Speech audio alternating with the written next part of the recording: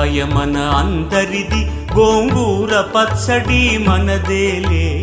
ఆవకాయ మన అందరిది, గోంగూర పచ్చడి మనదేలే.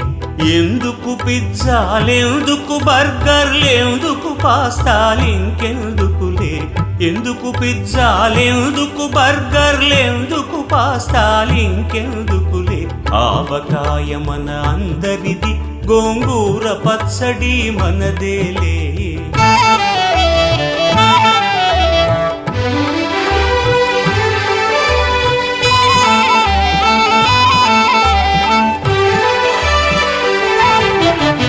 ఇడ్డెన్లలోకి కొబ్బరి చట్నీ, పెసరట్టులోకి అల్లమురా.